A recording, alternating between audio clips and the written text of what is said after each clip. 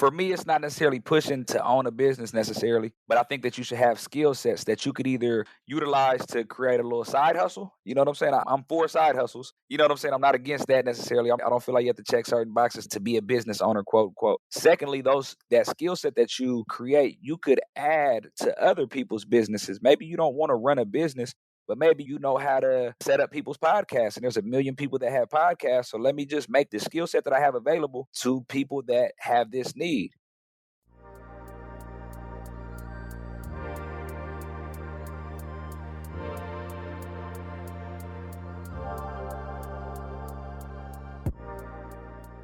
Welcome to Living Once Twice, a lifestyle design and personal adventure podcast. My name is Justin. Come with me as I'm here to help you chart your course for creating the fulfilling life you desire. Join me as every Wednesday we'll dive into the inspiring guest stories, remarkable science, and useful strategies to help you create the momentum you need to take action towards designing your dream life. Remember, your dream life is waiting for you. It's time to go for it. You deserve it.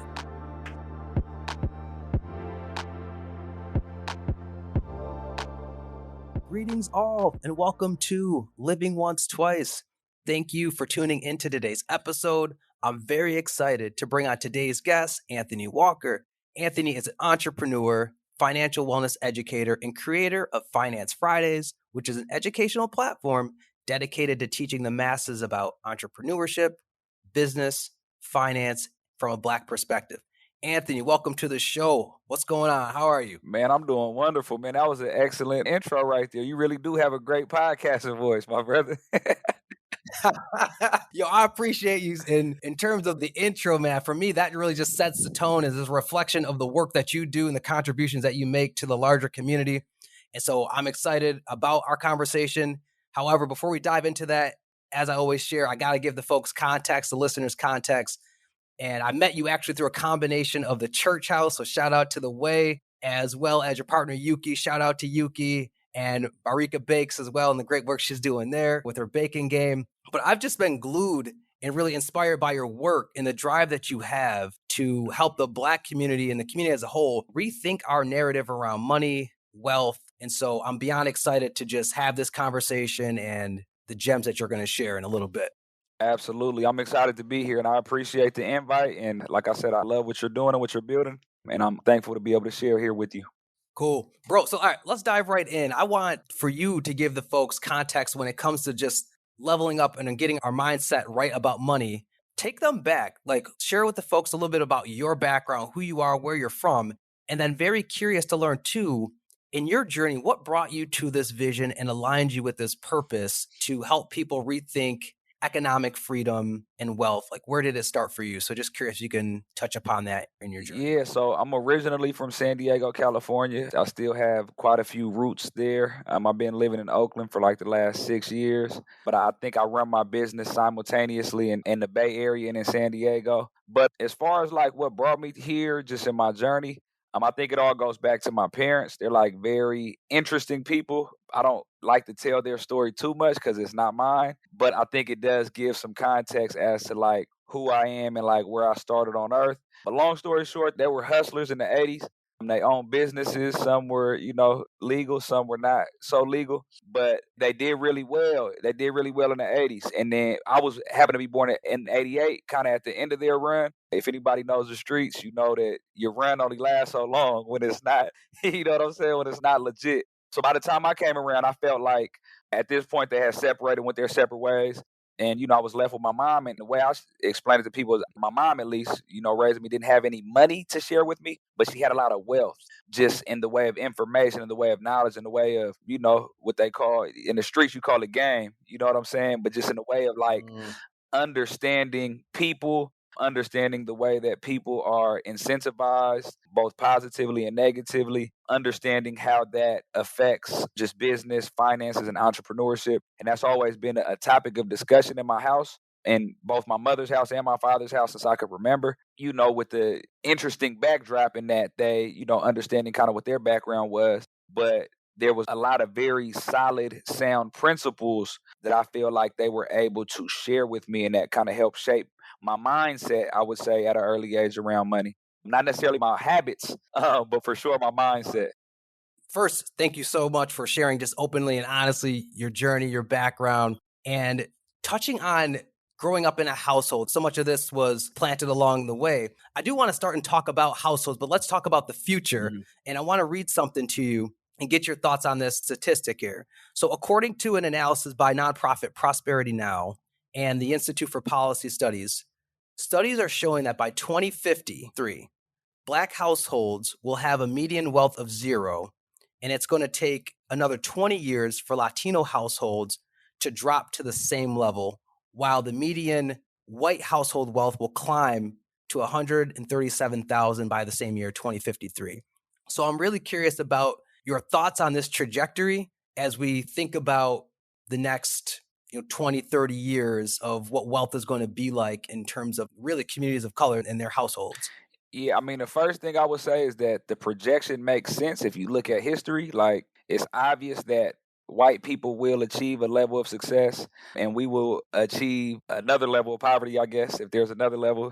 There's a bottom below the bottom, right? So that's a very predictable thing. I think the position that we're in now is also very predictable, but I think that at the same time, we can't internalize those narratives because although it might have been a well-meaning study or came from an organization that might care about these things and might care about black folks and Latino folks and might even be ran by black folks and Latino folks and want to see us do well, I think that it's kind of like a loop of trauma that continues to be fed into us, whether it comes to when it comes to a number of things, right?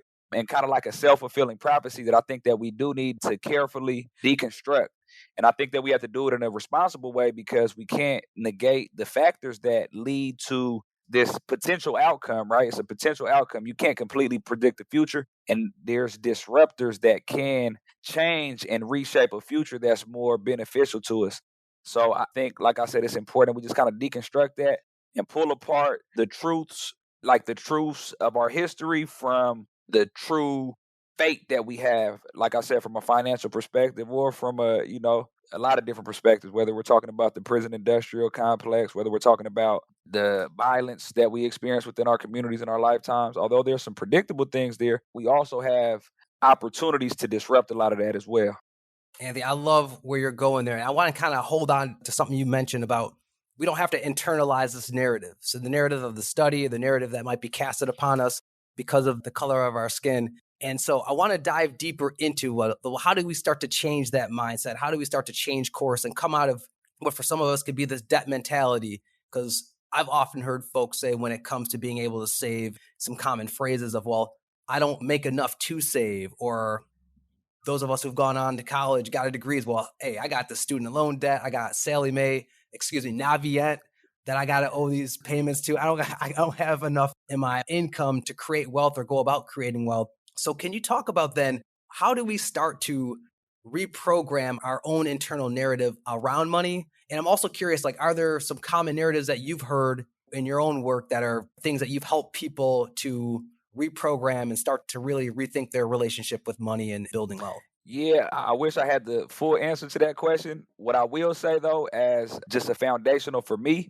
is that we are doomed if we continue focusing on self when it comes to finances, right? If I'm only focused on myself, then we are doomed as a people, right? Because a number of factors. But if we start to refocus and reprogram our ideas around finances and economics, around the whole when it comes to black folks, then I think that we'll give ourselves a better opportunity. And I think that that's a much more hopeful narrative as well. And, I'm not pushing hope necessarily, but I think that there has to be some hope in everything that we do. You know what I'm saying? But not for hope itself, but also because the way that we'll start to reimagine how we approach money, right? Like I tell people, like I've created what I consider principles of finances or principles of money, specifically the principles of financial freedom and the principles of black wealth. And the reason I've done that is because I think that principles need to come before money. Not because I think that money is supremely important, but because I think that that's what we have told ourselves.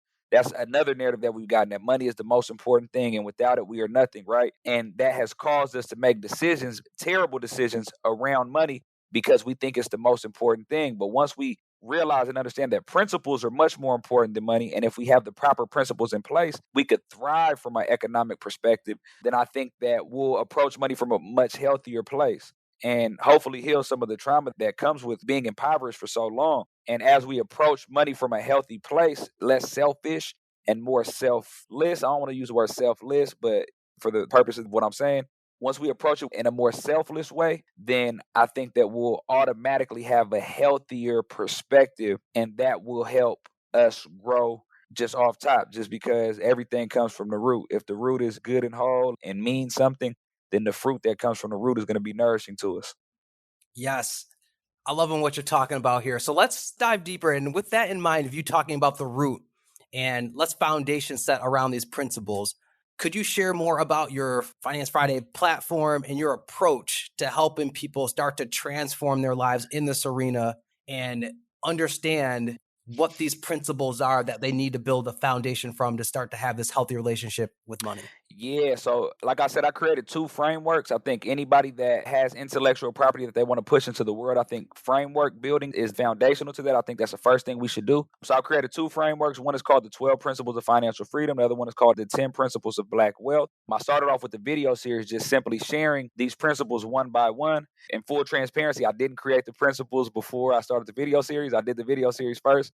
And I kind of reverse engineer what I talked about. I said, okay, these are the principles that I touched on over these 15 weeks, right? The second time around, when it comes to the Black Wealth principles, I did it the correct way. And I created the principles first, and then I did the video series. But my platform started off as a video series where I just shared every Friday. I shared on a principle that I learned from my parents, gave a little context around where it came from and why it's important for us to implement that in our everyday lives. I kind of forgot the question that you asked me, but you can reinsert if you want to. No, Go no. ahead. I was going to say, like, the story behind your platform, because you talked about earlier, we got to almost re-dig up the roots and the old foundation that we Yeah. had, and we got to build a whole nother foundation around some healthy principles. So just curious, with your platform, how do you go about helping people to do that, to start transforming the old platform and resetting it with a new platform that, or a new foundation that really gets them thinking about and operating with rethinking their relationship with money in a more healthier way? Got it. So I think the reason that I gave that context about creating a framework is because that's where it starts, right? Until we put something into the earth by saying it out loud, by, you know what I'm saying, platforming our ideas, and until we do that, it doesn't have power. It doesn't have power when it lives within us. And for me, that was the beginning of me planting these seeds. And some of the principles I think that are worthy of creating a platform for some of the principles I think that are worthy. So for me, like the first principle of financial freedom is to pay yourself first. That seems very like contradictory to what I just said. I just explained how you need to be selfless around finances and all those things. And here I'm telling you to pay yourself first. But essentially what that means is that you have to reserve a percentage of whatever you make for yourself, for your future self. And if you don't have the discipline to do that, then you're not going to be able to help anybody else. It's kind of like when you're in an airplane, right? When they tell you to put the mask on, if the plane crashes, put the mask over your face before you try to help anybody else. So I think if we could start with that principle and take it very seriously and pay ourselves literally before we pay anybody else. Besides like the roof over our head and water, there's literally no other needs that supersede, to me, ourselves, right? Our future financial health. So that's the first principle of financial freedom, but also in a contradictory fashion, kind of, not even on purpose, but it just kind of was designed, it happened that way. The second principle of financial freedom is that love is currency, right? That the money that we have does not take us as far and does not help us develop from a financial perspective as much as love does. Love is the true currency. Money is just, you know what I'm saying? It's helpful in our society, but it doesn't do for you what the power of love can do, and expressing that love in real tangible ways for people. And I appreciate you sharing some of the starting building blocks that folks can start to think of paying themselves first, making sure that they look at love as being currency. And going back to what you shared earlier in your journey, it sounds like a lot of these principles came from your upbringing in your household. But I want to talk about the opposite end of that for those of us who maybe didn't come from that kind of a background or environment where we were able to start acquiring these principles. So I guess for me, it's like, what are some of the pitfalls that you see that many of us are having, or challenges that we run into with money that we need to also be mindful of and start addressing? Yeah, I just want to make it clear. Like I said, my mindset was filled with these thoughts and ideas, but it never was solid to me until, honestly, until I started saying it out loud and repeating it to other people. And as I started saying it out loud and repeating it to other people, I started to internalize it and make it more a serious cornerstone of my life, right? So I say that just to say, like, I fell into the same exact pitfalls as everybody else, or not everybody else, but I fell into, you know what I'm saying? I'm no different. You know what I'm saying? Like, although there was a wealth of knowledge that I've acquired as a child, there was a lack of material resources. And to me, those two things go hand in hand. So for that reason, I think I didn't do a good job of saving in my early 20s or late 20s, or you know what I'm saying? I just didn't do a good job of being consistent with that. And in addition to that, like, I think that as a community, I think that we're starting to rethink and relook at like college and what it looks like to have debt. Because for me, once I got to like 22, I changed my life and I said, you know what, I want to do things that are good. And to me, part of doing things that were good was attached to this idea of going and being successful by going to college. And I'm not saying that's a bad thing. I think that's a beautiful thing and it was a good thing as far as discovery is concerned. But if you cast that net times millions and millions of us, specifically when I say us, I'm talking about black folks, what you end up coming back with, or what we end up walking away with, is maybe a degree, maybe not, but we definitely have a crippling amount of debt. So I think that we need to start looking at alternative measures for education.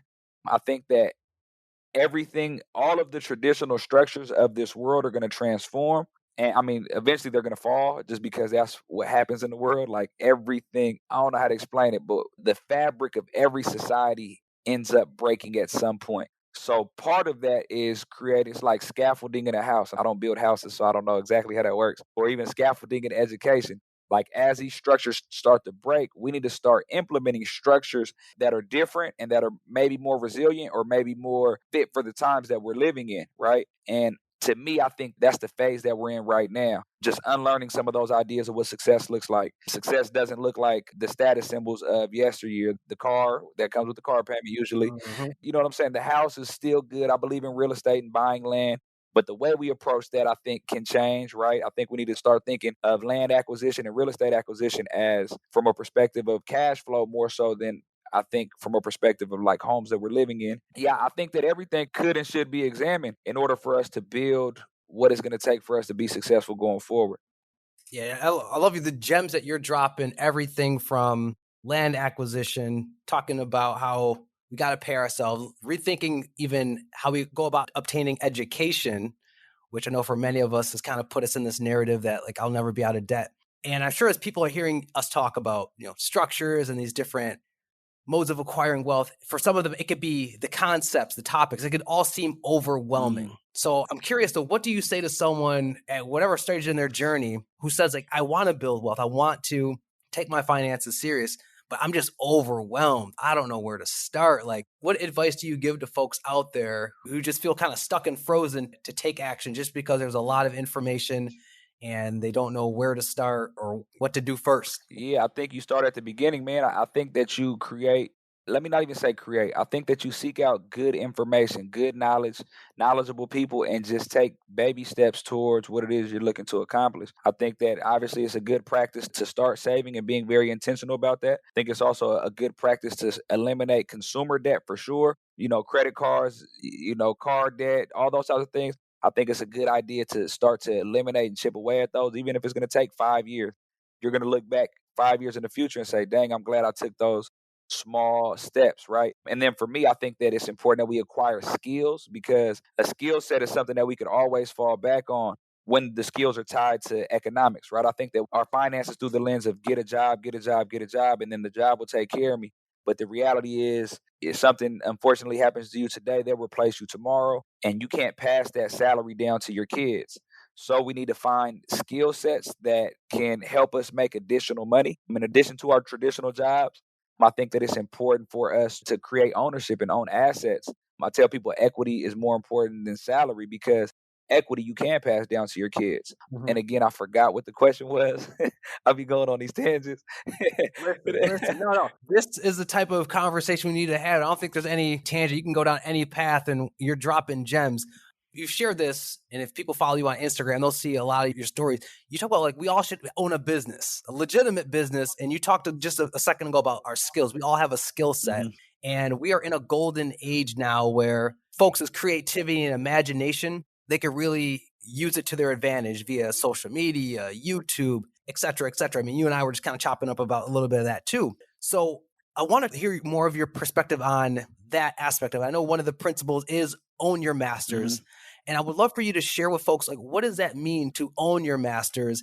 Also, the importance of protecting your masters, especially when it comes to creatives out there, doing this type of work, especially in the social media world. Cool. So one thing I'll say is, for me, it's not necessarily pushing to own a business necessarily, but I think that you should have skill sets that you could either utilize to create a little side hustle. You know what I'm saying? I'm for side hustles. You know what I'm saying? I'm not against that necessarily. I don't feel like you have to check certain boxes to be a business owner, quote, unquote. Secondly, that skill set that you create, you could add to other people's businesses. Maybe you don't want to run a business, but maybe you know how to set up people's podcasts. And there's a million people that have podcasts. So let me just make the skill set that I have available to people that have this need. And that, if you want to call it a business, you could call it a business. But the point is, you're just capitalizing and monetizing the skills that you have. And I think that's a way to simplify this idea, because starting a business feels overwhelming. But recognizing your skill set, or creating a skill set for yourself, and finding people who you could charge for this skill set is a lot less overwhelming. The other thing that you touched on is just the idea of like owning your masters. And Yeah, you got to talk about that for us. Please talk about that for us. So for the people that aren't super familiar with rap music, I think it's like a hot topic in hip hop and in music in general, but specifically hip hop. I think we've clung on to this idea. And essentially what owning your masters means is owning your intellectual property. I think the biggest proof of, I think hip hop is a great example of that, but a bigger proof of Black people's need to own their intellectual property is every year in February we talk about all the inventions that Black people created throughout time, right? And we celebrate those people, and they should be celebrated, but we never talk about the families that actually have benefited financially from those creations. And 99% of the time, I can guarantee that those families were not the families of the inventors. And there's a lot of obvious reasons for that. Like the game has been to extract our intellectual property from us from the beginning, right? Since we got here. First, it was extract physical labor, right? And then I think probably married to that, or right after that, or somewhere along the line, extracting the intellectual property. And even during that, extracting the intellectual property was right there. You know what I'm saying? That kind of was on the heels of that. And I think that better, and we've seen this game play itself out in a couple different iterations, it's important that we start to take measures to understand that original thought that we put in a fixed form is now intellectual property. So if it's original and you put it on video, or you write it on a book or an ebook, or on paper, or in the form of a one pager, or however you put it in this fixed form, it now belongs to you as long as it's original and you own it. And the only way to lose ownership of that is to sign it away, sell it to somebody for them to own it, right? And so that's extremely important, I think, to know. And then there's additional steps that we could take that we put this into a fixed form and it becomes intellectual property. The additional steps are very simple. It comes down to trademarking, patenting, and copywriting. I think those are three very important things that we need to do, in addition to not selling away the rights to our stuff. But we need to actually be trademarking and patenting and copywriting the creations that we've come up with early in the game. Patents. And do you mind breaking that down for folks who may not be familiar with those three: patent, trademark, copyright? Yes, basically a copyright is for like written word, like the written language, anything that's written. I just read it. The work, maybe just even any type of work of art, actually. So I think it expands past the written word, but it's very. I think I literally just looked this up the other day. I think it's work of art or something along those lines, right? But it's closely associated with the written word as well. Trademarking is more for marks and symbols and concepts, and patenting is around like physical, like inventions and things like that, right? Like unique inventions. And I might have just butchered the definition of all three of those. You know what I'm saying? But the point is, yeah. You said what? I said, no, you got it. You got it to my knowledge as well. So. Somewhere in there. But the point is, I do understand the importance of utilizing those different things in order to protect what we create. Like, for example, like this Pay Yourself First shirt. I have a trademark pending on this Pay Yourself First shirt. And, I did the right thing and I got a lawyer to do the work. I think it's good to hire professionals. But the point is, hopefully over the next, at this point, like 3 to 4 months, nobody else will be able to pay yourself first on a t-shirt. And that's intellectual. It started off with a video series. I put it on paper, or I put in the world, and then I started doing commerce around it. Oh, trademark has to do with commerce as well. I'm not sure exactly what, but to trademark something, you have to be doing commerce using that mark, word, symbol, etc. Right? But either way it goes, I just think it's important. We have to take the steps to protect things, especially things that are valuable and things that we know we can make money from. And in the copywriting thing, I just got to get this off my chest. I think every single person should write a book, because there's somebody in the world that you have more information than, or different information than, and they could benefit from your book. And for me, I cheated on this idea of writing a book. I knew I wanted to. What I did is I wrote a children's book. Like, I know for a fact I know more about business than fourth graders. Like, I know for a fact I do. And there's a need for that. And it's helpful to society. But the point is, this is now my copyright. This copy, and as it gets into the world, I put a further protection on it by, adding a copy, like applying for the copyright and all that. But the point is that copyright is property. And the only difference between intellectual property and physical property is that physical property is scarce. And so I could come up with a new idea every single day in my life and put it in a fixed form and protect it. And then I could monetize it forever, or my descendants could monetize it forever. Man, Lynn, this is one of them episodes where I hope, and I know folks are going to have to put on repeat, because you breaking it down, you giving us history lessons over here. You also are stressing, and I hope folks at home understand the importance of this era of creativity in which we can create so much and we can do so much with our side hustles. You have to protect yourself. Oh, you own your masters and make sure that you are protecting your property, because Anthony and I were talking before we started recording. There's so many stories and horror stories out there of folks, celebrities out there who just didn't protect their work, whether it's Megan Thee Stallion with Hot Girl Summer. I think Black Lives Matter, I think that was trademarked right away. I know there was Nipsey Hussle's The Marathon continues. I know there were some trademark issues around that as well. So folks, make sure you do your due diligence, especially because people pour their heart and their souls into these projects, these side hustles, these ideas that they bring to life. And the last thing you would want is to lose that, or as Anthony was hitting on, not being able to pass that legacy on down the road to your loved ones, to your family, whatever that may be. So I just appreciate you taking the time to dive deep into the importance of that. Absolutely. And what I will say too is, I don't want people to have what they call analysis by paralysis, right? When it comes to this overwhelming idea of trademarking or like whatever, like, and it costs a lot of time and a lot of money just to get those protections.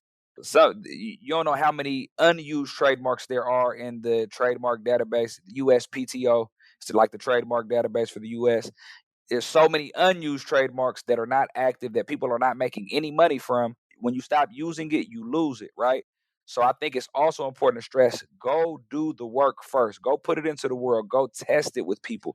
Go make sure that it is a viable piece of property before you spend all your time, energy, and effort taking the pre-steps, the super duper precautions to protect it. And now you lost an opportunity. Like I told you earlier, Justin, I would rather you be Meg the Stallion and not own Hot Girl Summer than you not become Meg the Stallion, if that makes sense, right? Like, so go do, and I'm not saying don't protect yourself in the meantime, between time, but remember that when you putting it in a fixed form is the first step to owning any piece of intellectual property. So make sure you do that as well. Yeah. And no, to be transparent, that's how, with this show, with the podcast and everything, that's how I did. I put it out into the world. And then slowly, as I started to gain some momentum, that I was like, okay, it's time for me to start looking into the whole trademark. And so, yeah, I can see your point where, yes, it's ideal if you are able to do that first, but hey, put it out into the world, do your thing, but make sure that you do get around to protecting yourself and trademarking. So excellent. You touched. And don't get me wrong, if you have a fully developed idea and you know exactly how you're going to execute it, and you've done the research and you're ready, like you have everything, it's fully packaged and you know exactly where it's going, and you have the resources to trademark it or get some copyright, do that though. Don't get me wrong. Do that if you're able to, but don't let that be the thing that stops you from moving forward. And a lot of what we got going on here is just knowledge sharing. Like, I've learned so much from your content, and I told you that's one of my things I enjoy about this show is I get my mind, my world expanded. It expands the community that I'm a part of. And a concept that I've also heard you talk about and touch on is the concept of developing or contributing to an ecosystem. And it's been brought up on this show before. I know Shay Baker in episode 8 talked about creating an ecosystem. She actually created a podcast and collective ecosystem, and she's doing some other things. But I'm curious to hear, Anthony, first, your perspective on why this concept of a supportive community or ecosystem isn't a common concept or practice in our community. In terms of our roots, it is. Mm-hmm.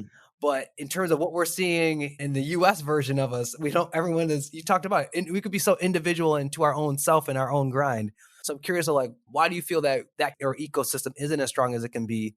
And then how do we begin to start to really more intentionally help each other level up together? Yeah, I mean, I think that the idea of ecosystem or being in unity or being in lockstep, I think we have examples of that in our community. I just think it's unfortunately that's not the common practice when it comes to business, right?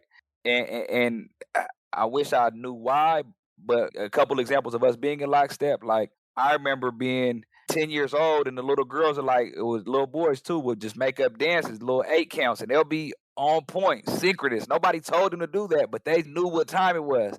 Like there's certain rhythms that you'll get in the black church. There's certain, you know what I'm saying? God is good all the time, all the time. Got like certain things that you'll get that remind us what an ecosystem looks and feel like, and it's very simplest form from a communication perspective, right? Talk to me, the call and response.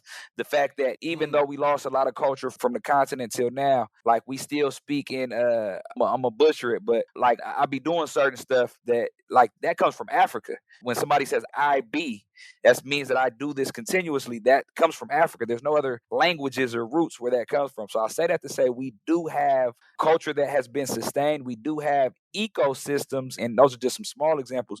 But the question is, how do we take what we know and understand those small examples, and how do we translate that to a business setting? And my answer is, I think we just roll up our sleeves and do the work. I think that we have to do what we think should be done, right? We could talk about it as we do it. And I think that's kind of what I've been doing. Like hey y'all, we should probably do this. Hey y'all, we should probably do this. Hey y'all, we should probably do this. But at the same time, I'm doing it. I'm creating ecosystems. I'm connecting with people that are entrepreneurs or people that are like-minded or people that I think that can help our people in some way. And I'm essentially sharing with them what my vision is and how I think that we could help each other, help other people. And I think over time, that's what will happen if you continue to plant those seeds and nurture those relationships and be very intentional about, for me, I think we need to be very intentional about giving specific, tangible value to our people. And as we do that in collectives, I think that culture grows. The culture of doing that grows. Again, I don't know if I answered that question, but to me, that's what I see or feel and think about when I think ecosystem. Now, I appreciate you. You gave some gems there of us.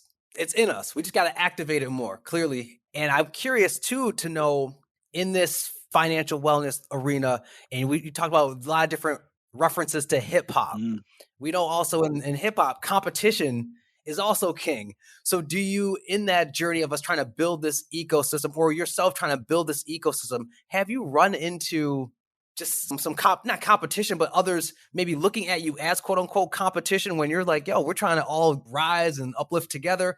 Or have you been able to really put yourself around the right type of people where that's not something you've encountered? Yeah, I mean, just here and there, you'll see small examples of that. But I think what we do sometimes is overblow the small examples of when somebody was hating on us and we ignore the amount of, the overwhelming amount of support that we receive. So for me, I think that competition is foolish in a sense. It's foolish when competition is king. When competition is a part of what we got going on, like, yeah, I do want to have the coolest looking shirt. You know what I'm saying? Like, yeah, I do want my shoes to be flyer than somebody else. Like, not me personally. I don't care about those types of material things necessarily. Yeah. But I understand why. Like, I play football. Like, I want to be the best running back. I love all of y'all, but I want to be the best, right? So I think that there's a place for that, but it's not in front. It shouldn't be first, right? Because business is not a game. Our economic condition is not a game. I think it's real and it impacts real people. So we can't put competition over our ability to create for those that come behind us. So I haven't seen huge examples. You know what I'm saying? I haven't seen, people wanting to see them. You know what I'm saying? I haven't really seen that. And what I will say about hip hop is this too, though. As much as competition is real and all those things, and it's a portion of the culture, you also notice that rappers don't start to get on or catch until they do features with other people. So old artists want to do feature with the young hot artists to capture their audience. Young hot artists want to do music with the older artists or the more established artists to capture their audience, but also to give them credibility. So that's another example of an ecosystem. Mm. And I think even in this entrepreneurial space, to be honest with you, I think it's just from what I see, and I'm very immersed in it when it comes to just Black entrepreneurs and business people. I think I see almost the opposite. I think we are creating a culture where it's the opposite. It's like, how do we help each other? How do we create our ecosystem? How do we help uplift other people?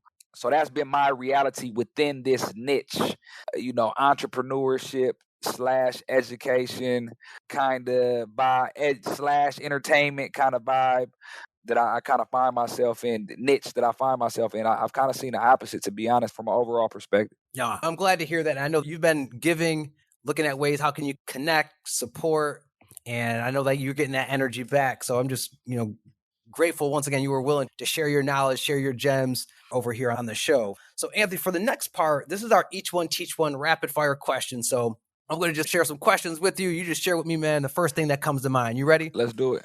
All right. So first question is, what's one book or habit that you have said that has changed your life? Book or habit? I think habit. I think working out has been transformed. Just working out consistently is transformative. When I work out consistently, my life is a lot better in a lot of ways. So that's one habit. As far as book, I mean, the most important book I feel like that was ever written is the Bible. But I don't want to pick an easy one either. Like I feel like that's like a, you know what I'm saying, like a cop out almost. But to me, that's the most important book that's ever been written, and it's the most transformational book that I've ever encountered in my life, and really changed the trajectory of my life. So, yeah, we're gonna keep it with the Bible. All right. Now, argue with that one. So the next one is, if you could create a law or policy that everyone had to follow, what would it be and why? A law or policy that everybody had to follow.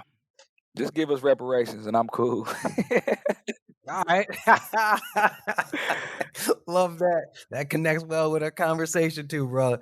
Nice. Okay. So the next question is, if you could have all the resources in the world, so the time, money, the people power, what would you create and bring to life in the world? I think it's all about building, and I think it's all about kind of ground up work. You know what I'm saying? Like, I would just start off with what's important, like what serves people, and I think that's food. We need food. I think it has everything to do with water. We need water, and I think that just joy comes pretty close after that. Love, like protection, safety, kind of those Maslow's hierarchy of needs kind of thing. I would do the same thing I'm doing without all those resources, is try to create that reality, reality where people's basic needs are taken care of and people can thrive and live, in joy and with love, and you know what I'm saying? Focus on the things that matter the most. Good. That's a great answer. I love that. And the last question, this is the one I'm asking all the guests this season. So, if you could go back and tell your 20-year-old self one piece of advice about taking risks in life, what would you have said? That's a tough one for me because I've never been risk averse. I've always taken risks, both good and terrible ones. So it'll be less about taking risk and more about taking my time, I think. And just understanding that it's a marathon. You know what I'm saying? And everything's going to kind of happen how it's supposed to happen. So don't stress, don't push too hard, because sometimes you'll find yourself pushing in the wrong direction. And just, trust God, trust your instincts, and everything else will kind of fall into place. Well said. Well said, brother. So, once again, Andy, I appreciate you, man, taking the time to be on the show and come here and bless the people with your gems. So, can you just share what's next for you and where can people go to find out more about you and just learn more and tap into all the great things that you're bringing to life? Yeah, so great question. First, where you can find me at, the best place to find me at is on Instagram. If you're looking for some of this information I share, it's Ant Walker 33, ANT Walker 33. The best place to find me, because you love and support everything I said and you want to buy some merchandise, is finance-friday.com. As far as what's next for me, I think I'm doubling down on this idea of intellectual property, and I'm actually going to create a course on how to monetize intellectual property. And monetize is just a fancy word, but it's really about creating, protecting, and then monetizing our intellectual property. It's really about getting our ideas into the world in a way that they can make an impact.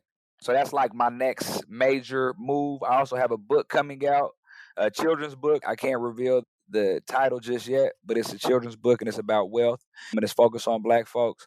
So that should be coming pretty soon. So those are the two major things that I'm focused on at this point in time. And, I've been doing the merch for quite some time, or for about a year now. And basically my goal is to just use the money that I've made and use the money that I'm making off of merch and reinvest back in things that'll make my business stronger and healthier so I can continue to grow and continue to be a blessing to other people in different ways. Well, like I said in the opening and hopefully throughout this, man, you've been a blessing to my world in terms of expanding my perspective. And folks, listen, you have heard it here first. I highly encourage you to check in, to tap into Anthony's work, the wisdom, the gems that he has to share with you. See if it speaks to you like it did for me. I appreciate this conversation, especially as you hit on, and hopefully people were able to pick up the purposeful mission you have of helping others, especially in the Black community, rethink our principles when it comes to finances so that we could build that proper and healthy foundation, as well as rethinking our relationship with money overall. And also reminding ourselves that, yeah, we're all building our own individual kingdom, but we're in this all together as well. And we could all build and generate legacy and wealth for ourselves and for our family together. So we don't have to necessarily look at as competition or think that we can't benefit from opening our world. And last but not least, folks, remember, this whole money mindset, it starts with your mind. And Anthony shared so much insight about how we can start to rewrite those narratives or rethink our association with money, and also understanding that love is currency at the end of the day. So I appreciate the mission you're on. I appreciate the work you're doing. And I just look forward to continuing to stay connected and watching the rest of your greatness unfold, Anthony. Appreciate it. Quick last words. Seek out experts and whatever it is you're interested in. If we're talking money, seek out experts. It's extremely important. And do the work. You got to do the work. Yes, sir. And it's a process, folks. Doesn't happen overnight. So, well, everybody, that is it for today's episode. I'd like to thank you for tuning in today.